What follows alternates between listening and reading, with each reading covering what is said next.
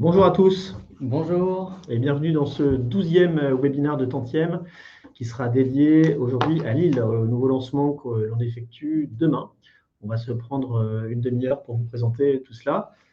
Avant de démarrer, on se présente pour ceux qui ne Ouais, connaissent pas. allez, vas-y, démarre. Alors, je m'appelle Thomas Penet, j'étais précédemment directeur commercial et marketing de Cogilib et nous avons fondé Tantième avec Eric, mon associé. Voilà, Eric Prinet. Donc moi-même, j'étais associé d'un cabinet de conseil spécialisé dans l'immobilier. Voilà. Donc l'objectif, c'est de prendre une demi-heure maximum pour vous présenter ce webinaire. On va parler un petit peu de Tantième, évidemment, et puis surtout du projet. Donc à 13h30, nous vous libérons. On prendra les questions à la fin de la présentation, donc vous pouvez poser les questions. On regroupera les questions-réponses à la fin pour un peu plus de fluidité. Et voilà. Et puis si on n'a pas le temps de traiter toutes les questions, on est disponible par téléphone ou par mail, donc pas de souci. Les présentations sont faites. On rentre dans le vif du sujet. Donc 10 minutes sur la présentation de Tantième, les fondamentaux, comment ça fonctionne. Et puis effectivement 15 minutes sur le prochain projet que certains connaissent déjà, hein, puisqu'on est sur la tranche 2 de ce projet. La tranche 1 avait été vendue il y a quelques semaines. Donc, voilà. Et après, on se laissera quelques minutes pour les questions-réponses. Alors Tantième, déjà, certains connaissent la notion d'immobilier fractionné, d'autres un peu moins. Donc pour vous situer, l'immobilier fractionné, on est finalement une voie alternative de l'investissement immobilier entre investir en immobilier en direct, donc c'est-à-dire j'achète moi-même un immeuble, un commerce, voilà, un studio en fonction des capacités de chacun. De l'autre côté, on a les SCPI, vous pouvez investir dans des fonds immobiliers avec pas mal d'immeubles. Quelque part, on ne sait plus vraiment exactement ce qu'on achète, mais on sait qu'on investit dans des fonds immobiliers. Et donc là, finalement, l'immobilier fractionné, c'est un intermédiaire entre acheter soi-même en direct et les SCPI. On achète un bout d'un immeuble, mais on sait précisément dans lequel on achète.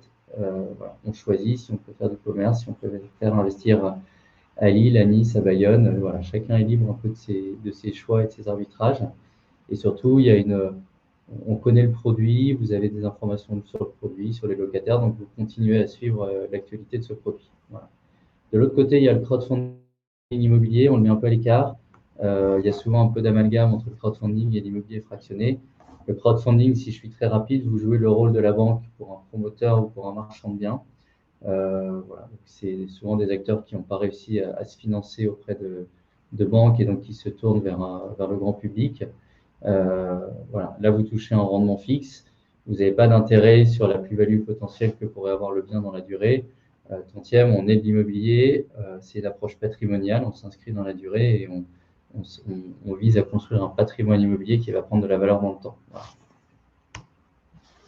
En termes de produits d'investissement, c'est vrai que souvent investir dans l'immobilier, quand on connaît un petit peu, il y a beaucoup de façons différentes d'investir dans l'immobilier. Il y a forcément le résidentiel, hein, que tout le monde connaît, acheter un studio, un appartement et donc parfois sa résidence principale. Donc ça, c'est le plus connu. Et puis, plus on est aguerri et plus on a de surface financière, plus on va sur ce qu'on appelle des classes d'actifs un peu différentes. Donc, il y a le commercial, les commerces de quartier, les bureaux. Et puis, quand on est encore plus expérimenté, on va sur la logistique ou de l'hôtellerie. Chez Tantième, on a fait le choix de vous permettre de vous positionner sur 3 classes d'actifs principales, qui sont le commerce, le résidentiel et le bureau. Pour ceux qui nous connaissent, vous avez vu qu'on n'a pas proposé de bureau encore, puisque le marché est assez complexe en ce moment et potentiellement un peu risqué. Donc pour l'instant, on se concentre sur le commerce et le résidentiel. À terme, s'il y a des opportunités à saisir dans le bureau et ce qui devrait arriver dans les prochains mois, on pourra proposer ce type d'actifs. Alors Tantième, en quelques mots, hein, on est la première plateforme d'immobilier fractionné qui vous permet donc d'investir dans des biens. On appelle ça des biens professionnels, c'est-à-dire que c'est des biens qui sont analysés par des professionnels et que vous ne trouverez pas sur le marché. Donc le principe est très simple, on vous propose de nouveaux biens chaque semaine, chaque mois, donc vous pouvez y investir. Vous pouvez acheter des parts à partir de 100 €, ça se fait depuis votre PC ou votre mobile, c'est assez rapide, on l'espère du moins. Et on va vous reverser les loyers correspondants chaque mois sur votre portefeuille. Pour ceux qui ont déjà investi, je vois que vous êtes nombreux, les loyers par exemple de Lille, appart-hôtel seront versés dès aujourd'hui, et puis les prochains loyers suivront. Et puis, on partage évidemment la plus-value potentielle à la revente, donc à l'issue de la durée de détention. Durée de détention qui varie selon les projets, mais qui est entre 6 et 8 ans, on va dire, 6 et 10 ans, pardon, selon les projets. Donc, que faisons-nous? Notre métier premier, c'est d'analyser des biens immobiliers pour vous les proposer. Pour ce faire, on a un board de 25 professionnels qui sont issus de grandes maisons de l'immobilier, des gens d'Altarea, qui était mon ancienne société, des gens de Foncia. Noud, c'est la foncière des Mulliers, des gens de JLL, donc pour les bureaux et les commerces. Donc voilà, on a ces personnes-là qui vont nous aider à analyser les biens. On va les mettre en vente sur le site. Au besoin, on va effectuer quelques rénovations. Donc là, c'est par exemple ce qui va se passer sur ce projet qu'on va vous présenter. On va mettre en place de la gestion locative parce qu'on fait confiance à des professionnels pour ce faire. On va reverser les loyers et puis, comme je vous disais, à l'issue de la durée de détention, on partagera la plus-value entre tous les investisseurs. Alors, les bénéfices, en quelques mots. Oui, alors on l'a un peu rapidement évoqué. Le premier, c'est effectivement de toucher des loyers tous les mois, tous les trimestres. Voilà, c'est les locataires qui sont là, qui payent les loyers. Donc ça vous est reversé directement tous les mois ou tous les trimestres sur votre portefeuille. Ce qui est fondamental, c'est le potentiel de plus-value à la revente. C'est pour ça qu'on s'inscrit dans la durée. L'immobilier, ce n'est pas un produit spéculatif, hein. On ne fait pas en 6 mois plus 20%. En revanche, les gens qui ont un patrimoine conséquent sont souvent des gens qui ont construit un patrimoine immobilier dans la durée. C'est pour ça qu'on se projette sur une période de 8 ans pour laisser le temps aux actifs de prendre de la valeur, au quartier de se rénover, etc. Et donc, c'est important de se projeter et finalement que vous puissiez avoir la plus-value à la sortie. L'autre gros intérêt, et effectivement en ce moment on en parle beaucoup, c'est que vous pouvez investir dans l'immobilier sans avoir à faire d'emprunt bancaire et pas besoin d'aller voir votre banquier pour lui demander d'investir une grosse somme. Vous pouvez du coup effectivement investir à partir de 100 €, ce qui est relativement faible et ce qui permet de se positionner sur différentes classes d'actifs. Et donc le sujet de la diversification qui est fondamental, c'est-à-dire que vous ne mettez pas tous vos œufs dans le même panier. Vous pouvez choisir de mettre un petit peu à Nice, un petit peu à Lille, un petit peu à Bayonne, et donc vous diversifiez, vous constituez un portefeuille immobilier intéressant. Voilà. Et point fondamental, vous ne vous empêchez pas de dormir tous les jours avec la gestion de locataires qui peut parfois être un peu pénible. Voilà, toute la responsabilité opérationnelle, elle est côté tantième. C'est notre métier de bien savoir gérer des actifs résidentiels ou commerciaux, et donc il y a pas mal de bénéfices, en tout cas, dans ce modèle. Les garanties, en quelques mots. Trois garanties. Hein. La première, c'est que donc, la vente, la part des loyers que vous allez toucher, elle est matérialisée sous forme d'obligations. Donc, ces obligations, elles sont nominatives, elles sont numérotées, inscrites dans un registre. On exerce actuellement sous le statut de l'OPTF, donc offre publique de titres financiers, ce qui veut dire que nous envoyons l'ensemble de nos documentations à l'AMF avant de proposer un projet. Donc ça, c'est le premier point qui est important. Le second, c'est qu'on travaille avec Lemonway. Lemonway, vous ne connaissez peut-être pas, mais c'est un organisme de paiement français assez important, donc qui s'assure que les sommes que vous versez sont séquestrées donc chez Lemonway, qui est lui-même accrédité par la Banque de France. Donc, il s'assure qu'on ne puisse pas utiliser ces investissements à mauvais escient. Et puis, le troisième point très important, c'est une hypothèque de premier rang. Donc, c'est une hypothèque qui est signée chez le notaire pour chaque projet et qui vous garantit que si demain, Tantième devait avoir un problème, faire défaut, quoi que ce soit, on ne pourrait pas utiliser l'argent de la revente d'un bien immobilier pour rembourser nos dettes. Donc, l'argent de la vente d'un bien immobilier revient en priorité aux investisseurs du projet. Voilà, donc, l'hypothèque de premier rang. Exclusivement. Donc, voilà, ces trois garanties qui sont importantes, que ne proposent pas forcément tous les acteurs du marché et qui nous semblent, nous, clés pour voilà, vous proposer ces investissements. Alors, on va parler d'immobilier, c'est j'imagine pour cela que vous êtes là aujourd'hui. Donc, cette tranche 2 de ce programme, ce projet à Lille. Donc, c'est un immeuble que vous voyez ici sur la photo, qu'on a entouré en rose. Ce qui est très intéressant dans ce projet, qui est peut-être le point le plus important, c'est qu'on est à proximité de la future cité administrative de Lille. Alors, vous voyez, hein, cette future cité administrative de Lille, c'est ces grands bâtiments qui sont en train de sortir de terre et qui vont être livrés début 2024. Alors, avant de vous parler de la cité administrative, Lille, hein, Lille, ce n'est pas une très grande ville. On a mis le point rouge pour positionner l'immeuble. Donc, on est dans Lille, à l'intérieur des boulevards. On est dans un quartier qui est à proximité de la Porte des Postes, donc à l'entrée du boulevard Victor Hugo. Donc, on est dans Lille et non pas à Roubaix ou à la Madeleine ou à Lambersart, comme on peut parfois le voir quand on vous propose d'investir dans la métropole. Alors, ce quartier, c'est un quartier qui est en pleine mutation, qui va être livré, comme je vous le disais, en 2024. Cette cité administrative, c'est 5 bâtiments qui sont finalement peut-être, enfin qui le sont d'ailleurs, c'est ce qu'a indiqué la métropole. C'est le plus gros projet immobilier réalisé dans les Hauts-de-France ces dernières années. C'est un projet qui va radicalement changer le quartier, avec une démarche environnementale très forte, et qui va donc accueillir tous les fonctionnaires de la métropole lilloise. Donc tous les fonctionnaires, vous avez les impôts, les finances, le rectorat, la police, voilà. Et nous, en fait, on voit ce projet en tant que... Alors nous, on connaît bien Lille, hein, initialement, parce qu'on est originaire de là-bas avec Eric. Alors, on connaît bien ce quartier qui est en train de vraiment changer. Il y avait des barres d'immeubles il y a quelques années qui ont disparu. On a donc cette cité qui va transformer. On a Oisem qui est quand même pas très très loin et qui a un quartier qui a vraiment aussi beaucoup bougé.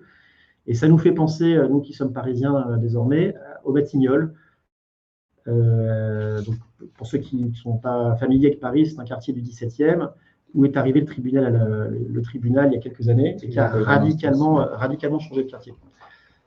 Ça c'est vraiment important. Nous, en tant que Lillois, il y a quelques années, on nous parlait de ce quartier, la Porte des Postes. On disait, oui, bah, c'est quand même un quartier assez moyen. Ce qu'il faut avoir en tête, c'est que sur la photo, là, vous voyez la cité administrative. À la place, il y a 2 ans, il y avait 5 grosses barres HLM des années 60. C'était un peu hard. Et là, effectivement, on y est retourné d'ailleurs il y a quelques jours. La cité administrative est sortie de terre. Elle doit être livrée fin 2023. C'est ce qu'a annoncé Gérald Darmanin. Donc, on est vraiment là, c'est plus un projet, hein, ça se matérialise. Nous, on mise plutôt sur début 2024 parce qu'on voit bien qu'il y aura sans doute quelques semaines de retard. Mais en tout cas, la livraison est imminente. On n'est pas sur un projet hypothétique. C'est quelque chose qui est très concret. Et donc, effectivement, forcément, en immobilier, avoir 2000 fonctionnaires qui arrivent dans le même quartier, ça va créer une pression qui est importante. Alors, on a des questions, on répondra à toutes ces questions après. Le quartier, donc je vous disais, hein, donc c'est un quartier qui est Grand Place, enfin qui est à proximité de Lille. On a la Grand Place qui est accessible à 10 minutes. On a Oisem qui est ce quartier donc à 600 mètres. On a un centre commercial qui est l'Illenium à 10 minutes. Le lycée de Montebello, qui est un très beau lycée, également à quelques pas. Donc voilà, on est sur un emplacement, à nouveau, comme je vous le disais, dans Lille, qui est très proche finalement du centre. Alors l'immeuble en question, c'est un immeuble donc, qui comporte 4 lots. Premier étage, vous avez un T3 et troisième étage, un studio. Donc tout ça, ils ont été vendus dans la première collecte. Et donc cette seconde collecte qu'on effectue donc dès demain vise à acquérir les 2 studios qui sont au deuxième étage, ce qui nous permettra d'être pleinement propriétaire de l'immeuble. Alors les points clés, hein, pas de rez-de-chaussée. Sur ce point-là, c'est important et effectivement, ça donne les rez-de-chaussée, c'est toujours un petit peu plus compliqué, c'est moins facile à valoriser. Effectivement, là, il y a ce qu'on appelle une division volume sur cet immeuble pour isoler le rez-de-chaussée. Donc, on n'aura pas de logique de copropriété à gérer. Cette partie-là est isolée de ce qu'on achète. Donc, ça, c'est un point assez effectivement positif. Et effectivement, l'immeuble est en cours de rénovation complète, hein, donc électricité, plomberie, toiture, etc. Donc, on va récupérer un immeuble en très bon état, complètement rénové, donc ce qui va être d'autant plus favorable pour le type de locataire qu'on vise, à savoir des fonctionnaires qui vont inscrire dans la durée et contribuer à la revalorisation de ce quartier. Voilà. Le point d'attention qu'on pourrait avoir, c'est effectivement l'absence d'ascenseur. Dans ce type, bon, il y a finalement 2 étages, enfin 3 étages, donc ça reste raisonnable, mais voilà, c'est vrai que pour avoir toutes les cases cochées, il aurait fallu un ascenseur, ce qui n'est pas le cas ici. Voilà. Les lots, on va les louer en meublé. Donc, un petit mot sur la tension locative de Lille, elle est très forte, donc, comme dans toutes les grandes villes. Ces studios, donc nous, on a demandé à 2 agences immobilières locales de nous proposer des loyers. On va les louer 550 € en meublé. Et à nouveau, bon, comme je vous le disais, avec l'arrivée de ces 2000 personnes à proximité immédiate, on n'a aucune crainte sur la capacité à louer rapidement ces 2 studios. Et dans les questions, alors j'anticipe certaines questions sur pourquoi louer en meublé. C'est vrai que le louer en meublé amène plus de flexibilité. On pourrait se poser la question de se dire, tiens, on a des fonctionnaires qui pourraient s'inscrire dans la durée.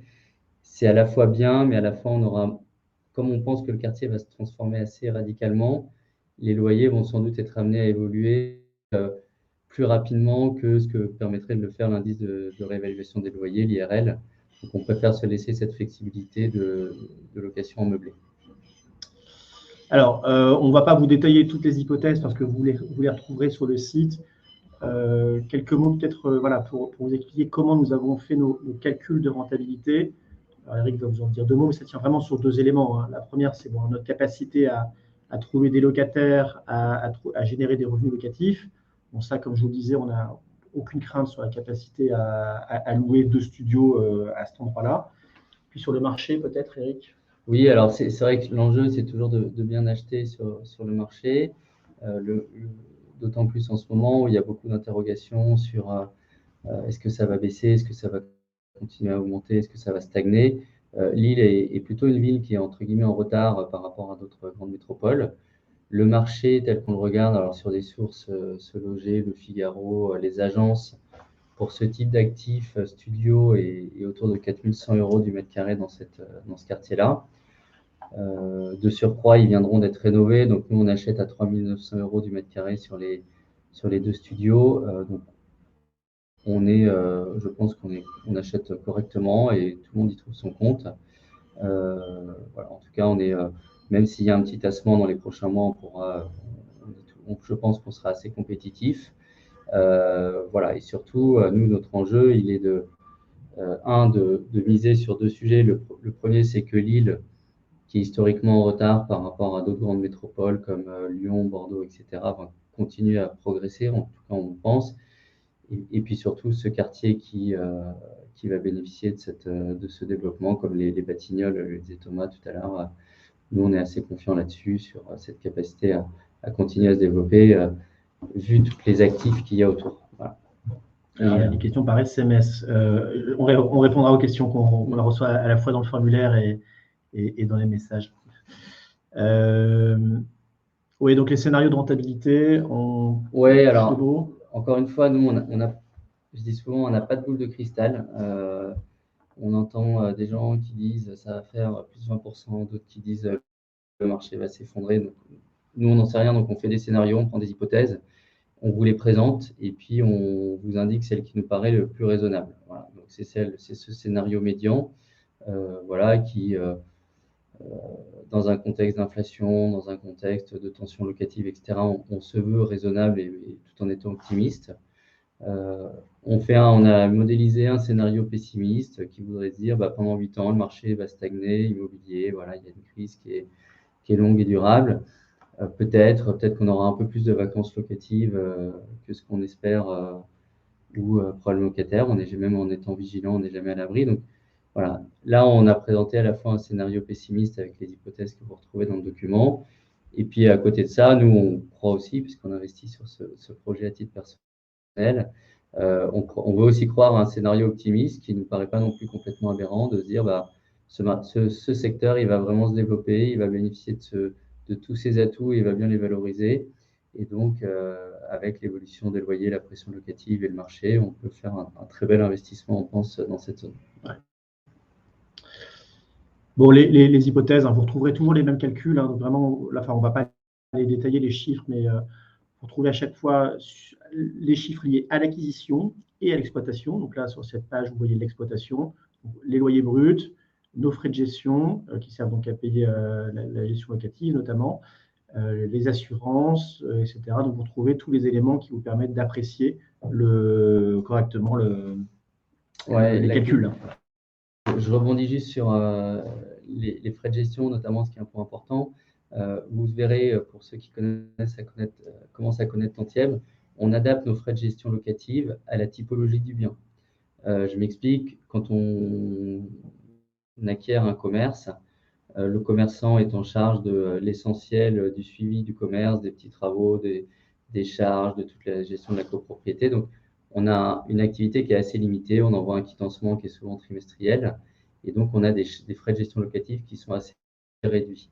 Quand on est sur du résidentiel, effectivement, on est sur des frais de gestion locative un peu plus élevés parce que qui dit locataire dit effectivement un suivi qui est un peu plus important, un turnover aussi qui est un peu plus important. C'est vrai que dans un commerce, généralement, le commerçant reste souvent plusieurs années, voire plusieurs dizaines d'années dans un logement. Et d'ailleurs, ce à quoi aussi on aspire, c'est de pouvoir faire évoluer les locataires et puis monter en gamme et donc avoir des loyers de plus en plus importants. Donc, voilà, il y a des frais de gestion locative qui sont un peu plus élevés. Et quelle heure est-il 13h22, donc parfait, on est dans le timing, ça va nous laisser quelques minutes pour répondre à vos questions.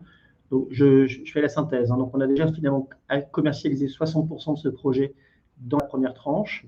La durée de détention, on vous le rappelle, donc sur des obligations est de 8 ans. L'immeuble fait 4 lots, donc il est en rénovation actuelle, il sera loué en meublé. Le taux de rendement interne, enfin, la rentabilité cible du projet, elle est entre 7,3 et elle peut aller jusqu'à 9% dans un scénario optimiste. La rentabilité nette, enfin le rendement net actuel qui est reversé est de 5%. Alors, il y a déjà des hypothèses de vacances locatives et on pense que c'est amené à évoluer. Et puis, on a décidé, comme on croit pas mal à ce projet, de vous faire un boost de rendement de 7% la première année, donc pour les premières souscriptions. Effectivement, pour toutes les premières souscriptions, on aura un boost de rendement de 7%. Est-ce que on peut va répondre aux les questions? Il y a des questions. Alors, il y a une question qui revient pas mal, c'est par rapport à la tranche 1, la tranche 2, comment ça fonctionne?